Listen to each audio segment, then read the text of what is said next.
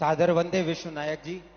मैं वीरभूमि राजस्थान की हृदय स्थली अजमेर और ब्रह्मानगरी अजमेर के उत्तर विधानसभा क्षेत्र के बजरंग मंडल के 108 क्रमांक बूथ से आया हूं।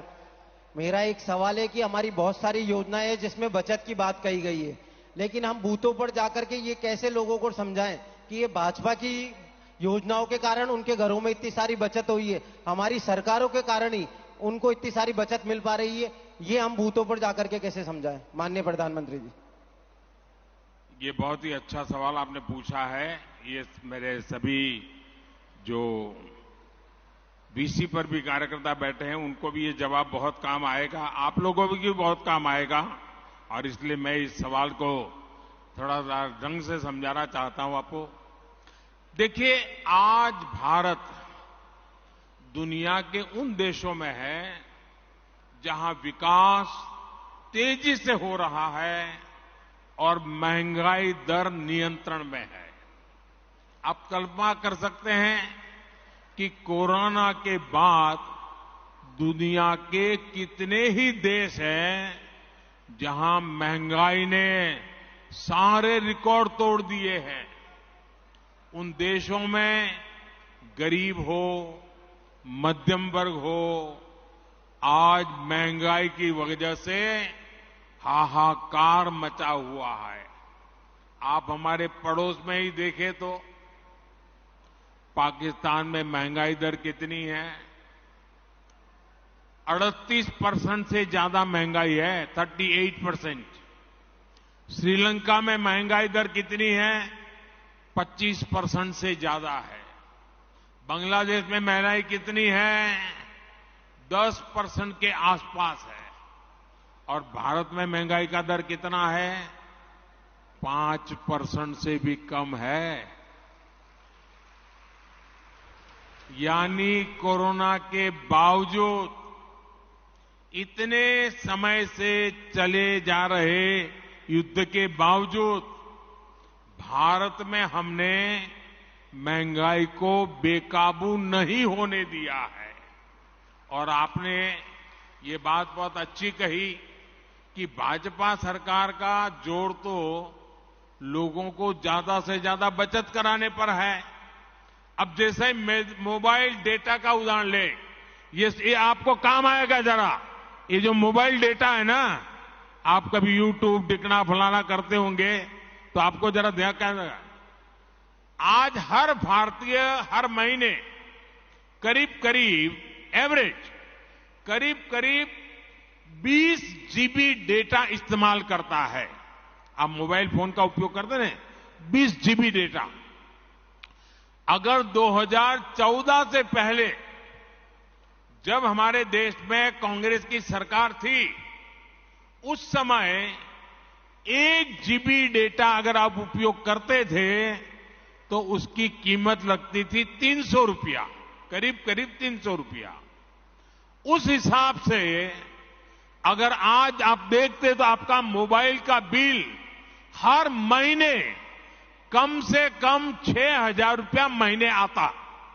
अगर 2014 वाली कांग्रेस की सरकार के हिसाब से देखें तो आज मोबाइल का फोन एवरेज आपका 6,000 रुपया आता। लेकिन भाजपा सरकार ने डेटा को गरीब के लिए बिल्कुल सस्ता कर दिया है। इसलिए अब आपका मोबाइल 20 जीबी डेटा के लिए उसको कितना देना पड़ता है? मुश्किल से 200-300 रुपया देना पड़ता है। मतलब कि आपका करीब 5,000 रुपया हर महीने बच रहा है। जिसके भी पास मोबाइल है करीब 5,000 रुपया बच रहा है। आप गांव के लोगों को समझा सकते हैं कि मोदी सरकार होने का मतलब क्या होता है। एक और उदाहरण देता हूं मैं आपको, एलईडी बल्ब का। जब कांग्रेस के समय के ये जो लट्टू होते हैं ना, ये एलईडी बल्ब 300-400 रुपये में बिकता था। 300-400 रुपया। आज बीजेपी सरकार में एलईडी बल्ब की कीमत हो गई 50-60 रुपया। कहां 300-400 और कहां 50-60। और बीते वर्षों में जो करीब करीब 40 करोड़ सस्ते एलईडी बल्ब दिए गए, उसकी वजह से गरीब और मध्यम वर्ग का हर साल जो बिजली का बिल था वो करीब 20,000 करोड़ रुपया कम हुआ है। ये 20,000 करोड़ रुपया लोगों के जेब में कहीं न कहीं बचा है, किसी का 100, किसी का 200, किसी का 500। आपने प्रधानमंत्री भारतीय जन औषधि परियोजना यानी पीएम बीजेपी के बारे में भी सुना होगा। अब दवाई की दुकानें, जन औषधि दुकानें देखा होगा आपने। आप पोलिंग बूथ में जाइए ना, लोगों को जरूर है जन औषधि दुकान वाला जरूर बताना। आज जन औषधि के स्टोर में उत्तम से उत्तम प्रकार की दवाई सस्ते से सस्ते में मिलती है। इस स्टोर की वजह से गरीब का करीब करीब 20,000 करोड़ रुपया बचा है। अगर एक परिवार में 60, 70, 80 साल के बुजुर्ग है और डायबिटीज है, अगर उनको महीने में 2,000 की दवा लगती है तो जन औषधि केंद्र में 100-150 रुपये में दवाई मिल जाती है और उनका महीना भर निकल जाता है। ये लोगों का पैसा बचाने का भाजपा का ये तरीका है। दोस्तों, आपके बूथ में ऐसे भी बहुत लोग होंगे जिन्होंने आयुष्मान भारत योजना का लाभ लिया है। आयुष्मान भारत योजना से गरीबों को अस्पताल में 5 लाख रुपए तक के मुफ्त इलाज की सुविधा मिलती है। इस योजना की वजह से करीब करीब 5 करोड़ लोगों ने अस्पताल में भर्ती होने के बाद अपना इलाज कराया और 1 पैसे का खर्च नहीं हुआ है। अगर आयुष्मान भारत योजना नहीं होती तो इन गरीबों को अपने इलाज में 80,000 करोड़ रुपए से ज्यादा खर्च करना पड़ता। अभी 80,000 करोड़ बचा कि नहीं बचा? ये गरीब का भला हुआ कि नहीं हुआ? ये मध्यम वर्ग के परिवार का भला हुआ कि नहीं हुआ? साथियों, गरीबों की सेवा का ये भाव, गरीब की जेब की चिंता, भाजपा हर पल उनकी मदद में खड़ा रहता है और यही भाजपा की पहचान है। लेकिन विपक्ष की पार्टियां कैसे गरीब और मध्यम वर्ग की जेब काट रही हैं, ये भी देश के लोगों को बताना चाहता हूं। ये विपक्षी लोग पेट्रोल की कीमतों पर बहुत हाय तौबा मचाते हैं। देश के लोगों को राहत देने के लिए केंद्र सरकार ने 2 साल में 2 बार एक्साइज ड्यूटी कम की है।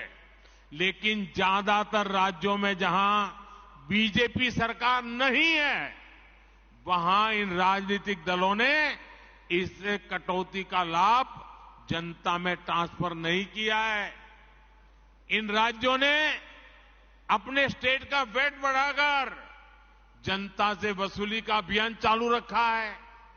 आज यूपी, गुजरात, हरियाणा, उत्तराखंड, जहां भाजपा सरकार है ना, वहां पेट्रोल की कीमत 100 रुपये से कम है। लेकिन बिहार में पेट्रोल 107 रुपया, राजस्थान में 108, तेलंगाना में 109, केरला में 110। क्यों भाई? इन राज्यों में जिन दलों की सरकारें हैं वो जनता के साथ, गरीब और मध्यम वर्ग के साथ विश्वासघात कर रहे हैं। साथियों, इन राज्यों के बूथ कार्यकर्ताओं को ये सच्चाई अपने बूथ के लोगों के सामने बार बार उजागर करनी चाहिए। पेट्रोल स्टेशन पे जाके खड़े होकर पर्चे बांटने चाहिए। देखिए, गुजरात में इतने में मिलता है, यूपी में इतने में मिलता है, भाजपा राज्य में इतने में मिलता है, ये केरल में इतने में मिलता है, तेलंगाना में इतने में मिलता है, बिहार में इतने में मिलता है। तो लोग चौंक जाएंगे क्या हो रहा है। और इसलिए चीजों की जानकारियों के साथ आप जितना बताएंगे उतनी आपकी सच्चाई पर लोगों का विश्वास बढ़ेगा। भाइयों,